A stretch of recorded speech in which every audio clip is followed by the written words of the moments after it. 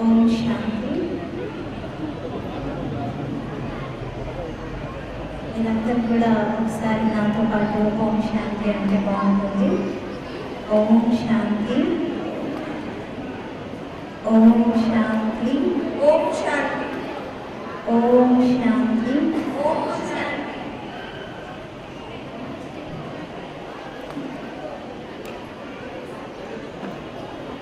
పరమపిత పరమాత్మకి ఈనాటి చక్కటి కార్యక్రమంలో విచ్చేసినటువంటి పెద్దలందరికీ, దైవంతో సమానమైనటువంటి చిన్నారులందరికీ నా యొక్క నమస్కారములు.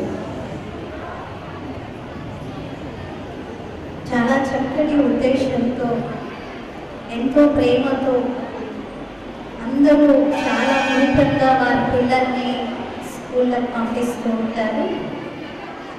మీరందరూ కూడా మీ పిల్లల యొక్క పర్ఫార్మెన్స్లను చూసుకోవాలి. ఈ వేదిక పైన మీ పిల్లలు ఆడుతూ పాడుతూ ఉంటే ఫోటోలు తీసుకొని అందరికీ చూపించుకోవాలి, చెప్పుకోవాలి అని చాలా ఆతృతతో ఉంటూ ఉంటారు. నిజానికి ఈ క్షణాలు చాలా చాలా గొప్పవి. ఇవి మనకి మధుర క్షణాలుగా మిగిలిపోయేటువంటివి. కానీ ఇలాగే పిల్లలు ఎదుగుతున్న కొలది ప్రతిసారి ఇలాంటి అనుభూతిని మనకి కలగాలి అంటే ఆ విషయంలో పెద్దలందరూ తీసుకోవాల్సినటువంటి జాగ్రత్తలు, కొన్ని బాధ్యతలు ఉన్నాయి. వాటిపైన మనం చాలా చాలా అటెన్షన్ని ఇవ్వాలి. బ్రహ్మకుమారీస్ కూడా ఒక ఎడ్యుకేషనల్ ఇన్స్టిట్యూషనే, కానీ స్పిరిచువల్ ఎడ్యుకేషన్ ఇక్కడ టీచ్ చేయడం జరుగుతుంది. భౌతిక జ్ఞానం కోసం భౌతికపరమైనటువంటి విద్యను స్కూళ్ళలో నేర్పిస్తూ ఉంటారు. కానీ ఆధ్యాత్మిక జ్ఞానాన్ని, ఆధ్యాత్మిక విజ్ఞానాన్ని, విలువలతో కూడిన విద్యని అందించడానికి బ్రహ్మకుమారి సంస్థ కృషి చేస్తుంది. గత 29 సంవత్సరాలుగా ఈ సంస్థతో సంబంధం ఉండి మేము కూడా బ్రహ్మకుమారీస్ ద్వారా ఎడ్యుకేషనల్ సర్వీసెస్లో పార్టిసిపేట్ చేస్తూ ఒక విధంగా చెప్పాలంటే చాలా రీసెర్చ్ చేశాం. పిల్లల్లో ఎలాంటి ఎడ్యుకేషన్ని మనము ఇవ్వాలి అని. పాస్ట్ 18 ఇయర్స్ యొక్క ఎక్స్పీరియన్స్తో ఆల్మోస్ట్ 1000కి పైగా స్కూల్స్ని మేము విజిట్ చేశాము. ఎన్నో వేలాది మంది పిల్లలతో ఇంటరాక్ట్ అయ్యాము.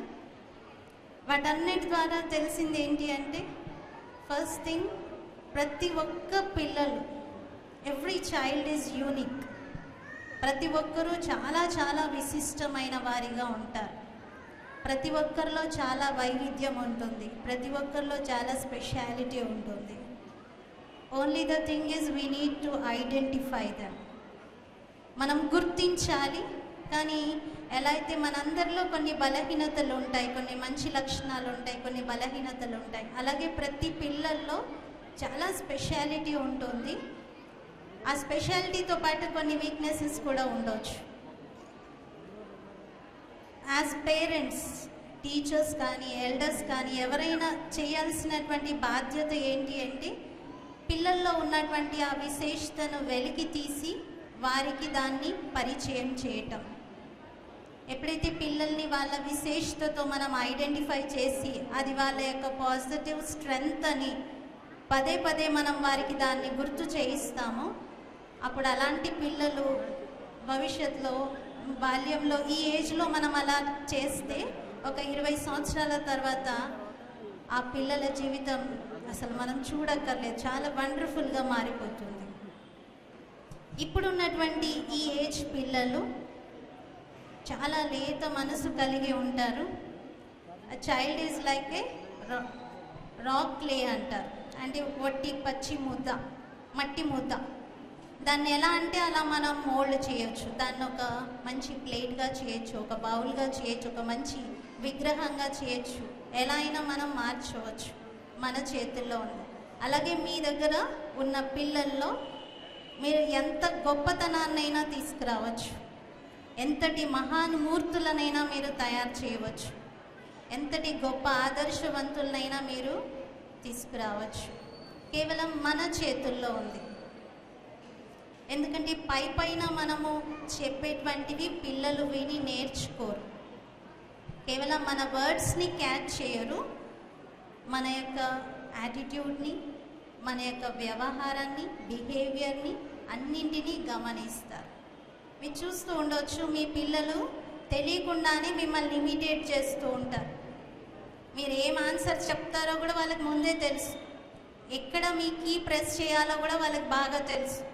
ఎక్కడ ఏం చేస్తే డాడీకి కోపం వస్తుంది, ఏం చెప్తే మమ్మీ రెస్పాన్స్ ఇస్తుంది, ఇవన్నీ అర్థమైపోయాయి 3-4 ఇయర్స్ ఏజ్లోనే. పిల్లలంతా సింపుల్గా సాధారణంగా ఎవరు భావించకండి. చాలా మోస్ట్ సెన్సిటివ్ స్టేజ్ ఇది. ఈ విషయంలో ఈ స్టేజ్లో కనుక సరైన రీతిలో హ్యాండిల్ చేయకపోతే we may lose the child. వాళ్ళు మన చేతిలోకి తర్వాత భవిష్యత్తులో రారు. So be an example. First మనం ఒక ఎగ్జాంపుల్గా సెట్ అయ్యి ఉండి ఆ తర్వాత పిల్లలకి శిక్షణ ఇవ్వాలి. అంటే మన అంతర్గతంగా మనల్ని మనం చెక్ చేసుకుంటూ మనలో మనం మార్పు తీసుకొస్తూ మన మాటలు కానీ, మన వ్యవహారం కానీ, మనం తీసుకునేటువంటి పదార్థాలు కానీ, మనం బిహేవ్ చేసే విధానం కానీ, ఇవన్నీ మీ పిల్లలు మీ ముందు ఎలా ఉండాలనుకుంటారో అలాగే మీరు వాళ్ళ ముందు ప్రజెంట్ చేయాలి. పిల్లలకి ఒక నీతి, మీరు చిన్నపిల్లలు కాబట్టి ఇలా ఉండాలి, నేను పెద్దవాడిని, నా ఏజ్కి వచ్చాక మీరు కూడా ఇది చేయండి, కానీ ఇప్పుడైతే నువ్వు చిన్న పిల్లవాడికి కదా కాబట్టి ఇప్పుడు నేను చెప్పినట్టు విను అంటే వినరు. ఎవ్వరూ చిన్నపిల్లలు కాదండి. మీ ముందు వాళ్ళ శరీరం చిన్నగా అనిపిస్తుంది, కానీ వాళ్ళ లోపల ఆత్మ, సోల్ ఏదైతే ఉందో ఇంతకు ముందు జన్మలో మేబీ 60, 70, 80 ఇయర్స్ ఏజ్ అయి ఉంటుంది. ఆ జన్మ ఏజ్ ఇప్పుడు ఉన్నటువంటి ఏజ్ కలిపితే మీకన్నా పెద్దవాళ్ళే. So nobody is small. మనం ప్రతి ఒక్కరిని చాలా రెస్పెక్ట్గా హ్యాండిల్ చేయాలి. ఈ విషయంలో ఒక చిన్న స్టోరీ చెప్తాను. ఒకసారి ఒక సుత్తికి ఒక తాళం చెవికి మధ్య సంభాషణ జరిగిందంట. సుత్తి తెలుసు కదా, హ్యామర్ ప్లస్ ఒక కీ, లాక్ని ఓపెన్ చేసే కీ, ఈ రెండు మాట్లాడుకుంటూ ఉన్నాయంట. సుత్తి అంటుందంట, నేను కూడా ఐరన్తోనే తయారు చేయబడ్డాను, నువ్వు కూడా ఐరన్తోనే తయారు చేయబడ్డావు, మరి నేను ఏదైనా తాళాన్ని ఓపెన్ చేయడానికి ఎన్ని దెబ్బలు వేస్తానో చెప్పలేను, అసలు చాలా దెబ్బలు వేస్తాను, దాని షేప్ కూడా అవుట్ అయిపోతుంది, అయినా అది విరిగిపోతుందే కానీ తెరుచుకోదు. కానీ నువ్వు ఇంత చిన్నగా ఉన్నావు, చాలా చిన్నగా ఉన్నావు, నువ్వు కూడా ఐరన్తోనే తయారు చేయబడ్డావు, కానీ నువ్వు 1 సెకండ్లో ఆ తాళాన్ని ఓపెన్ చేస్తావు, ఎలా పాసిబుల్ అవుతుంది అని అడిగిందంట. అప్పుడు ఆ తాళం చెవి చెప్తుందంట, ఎస్, మన ఇద్దరం ఒకటే మెటీరియల్తో తయారయ్యాము, కానీ నువ్వు బయట శ్రమ చేస్తున్నావు, పైన కొడుతున్నావు, నేనేమో తాళం చెవి లోపలికి వెళ్తున్నాను కాబట్టి నేను ఓపెన్ చేయగలుగుతున్నాను అందంట. సేమ్ వే మన లైఫ్స్లో కూడా ఒకవేళ పైన మీరు శిక్షణని ఇచ్చారనుకోండి, పిల్లలకి ఇలా ఉండండి, అలా ఉండండి, పెద్దవాళ్ళని గౌరవించండి, ఇలా చేయొద్దు, అలా మాట్లాడద్దు, ఇవన్నీ మీరు ఎంత చెప్పినా ఇట్ డజంట్ వర్క్. మీరు వాళ్ళ హార్ట్స్ని రీచ్ అవ్వాలి. లోపల నుండి మీ వ్యవహారం ఒక ఎగ్జాంపుల్గా వాళ్ళ ముందు సెట్ అవుతే డెఫినెట్లీ పిల్లలు ఆ విలువలు మీరు చెప్పకుండానే నేర్చుకుంటారు. మీరు పిల్లలకి చెప్పే అవసరం ఏర్పడదు. చక్కగా మంచిగా మాట్లాడండి, గౌరవించండి, ఇవన్నీ నేర్పించాల్సిన అవసరం ఏర్పడకూడదు.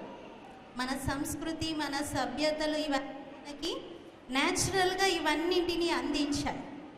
మన దినచర్యలోని, మన వ్యవహారంలోని ఇవన్నీ పిల్లలకి మన నుండి ట్రాన్స్మిట్ అవ్వాలి.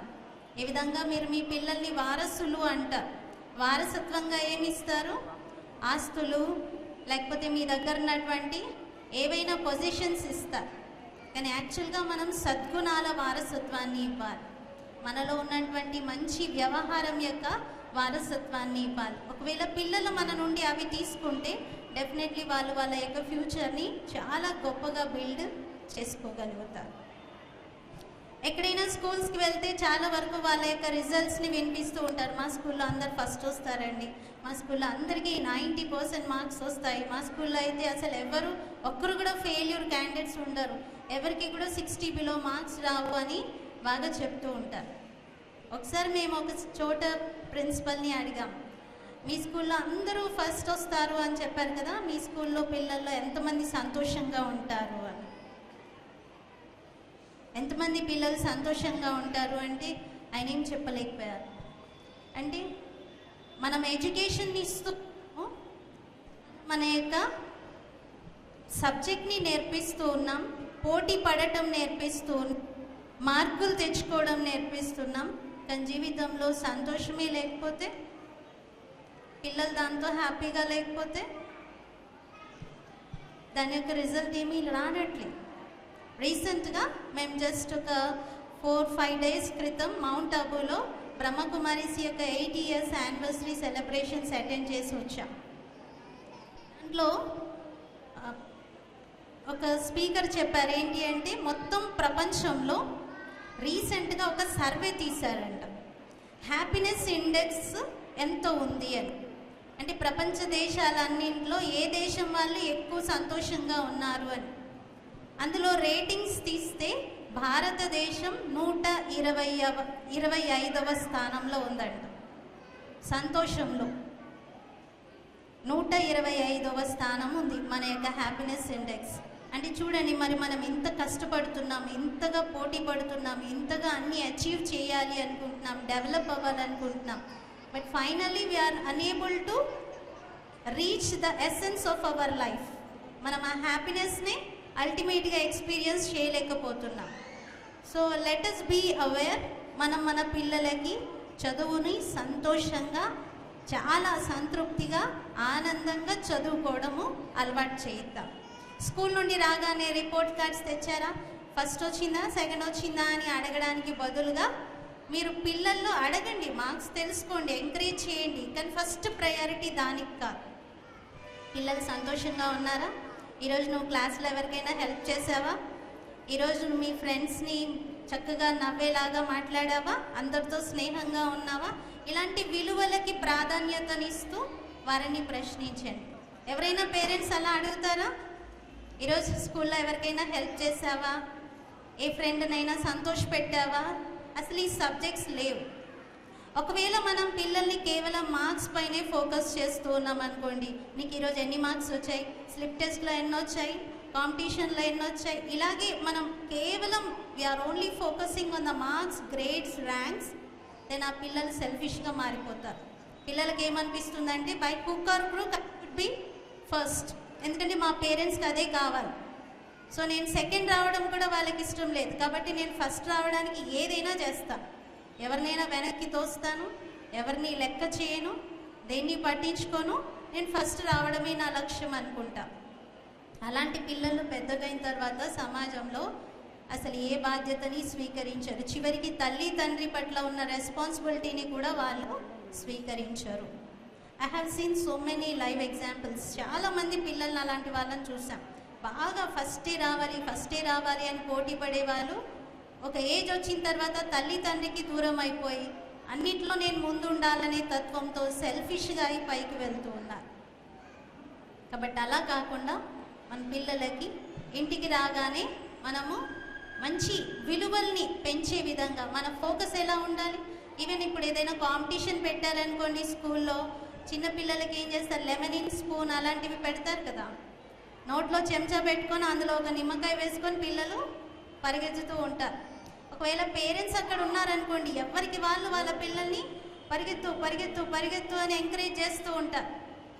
ఒకవేళ ఫస్ట్ రాలేదు పోయారంటే, ఇంకా పిల్లలు వెనకబడ్డారంటే, అయ్యో నువ్వు పోగొట్టుకున్నావా, నువ్వు సెకండ్ వచ్చావా, నువ్వు ఫస్ట్ రావాల్సింది, నువ్వు చక్కగా పరిగెత్తాల్సింది అని ఇలా అంటూ ఉంటారు. సో పిల్లలకి ఏం యాటిట్యూడ్ డెవలప్ అవుతుంది అంటే, ఏదేమైనా సరే నేను అందరినీ వెనక్కి పడేసైనా ముందుకు రావాలి అని అనుకుంటూ ఉంటారు. అలా కాకుండా జస్ట్ మనం చేంజ్ చేద్దాం. మన లైఫ్లో ఫైనల్గా మిగిలేదే రియల్ ఎడ్యుకేషన్. ఎందుకంటే ఆల్బర్ట్ ఐన్స్టీన్ కూడా చెప్పారు, మనం ఒక ఏజ్ వచ్చిన తర్వాత మ్యాథ్స్లో ఎన్ని మార్కులు వచ్చాయి, సైన్స్లో ఎన్ని మార్కులు వచ్చాయి, ఇంగ్లీష్లో ఎన్ని వచ్చాయి, ఇవేవి ఎవ్వరూ అడగరు. అసలు వీటికి వాల్యూనే ఉండదు ఒక ఏజ్ వచ్చిన తర్వాత. కేవలం మనలో ఎంత మంచి సంస్కారం మిగిలింది, ఎంత బాగా మనం వ్యవహారం చేస్తూ ఉన్నాం, ఎంత మంచి సంస్కృతిని ఫాలో అవుతున్నాం, ఇదే చాలా ఇంపార్టెంట్. అందుకే అన్నీ మర్చిపోయిన తర్వాత వెకేషన్ జరుగుతున్నప్పుడు ఈచ్ అండ్ ఎవ్రీ చైల్డ్ని వాళ్ళ యొక్క పాజిటివ్ క్వాలిటీతో ఐడెంటిఫై చేస్తూ వారిని అప్రిషియేట్ చేస్తూ పిలుస్తూ ఉంటారు.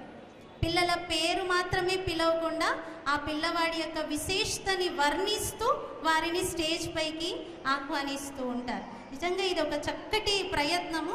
పిల్లల్ని కనుక వారి విశేషతలతో ఐడెంటిఫై చేస్తే వారు నిజంగా అంతే విశేషంగా తయారవుతారు. మరి అలాంటి విలువలతో కూడిన విద్యని అందించడానికి ఇక్కడ పునాది వేస్తూ ఉన్నారు. శిక్షా సంస్కార్ పేరుతో చక్కటి సంస్కారాలని అందించాలి అని విలువలతో కూడినటువంటి శిక్షణని ప్రోత్సహిస్తూ ఉన్నారు. మరి మీరంతా చాలా అదృష్టవంతులు. మీ పిల్లలంతా కూడా సేఫ్ హ్యాండ్స్లో ఉన్నారు. చాలా మంచి ఆదర్శవంతమైనటువంటి ఉపాధ్యాయుల చేతుల్లో ఉన్నారు. కాబట్టి మీరు మీ పిల్లలకి తోడ్పడుతూ ఈ సంస్థ ఏదైతే స్కూల్లో మీరు జాయిన్ చేశారో దీనికి సహకరిస్తూ మీరు కూడా ఒక రోల్ మోడల్గా అవుతే అందరూ కలిసి ఒక చక్కటి సమాజాన్ని తయారు చేయగలుగుతారు. మరి ఈ అవకాశం ఇచ్చినటువంటి సిద్ధార్థ విద్యాలయ వారికి నా యొక్క కృతజ్ఞతలను తెలియజేస్తూ ముగిస్తున్నాను. Thank you.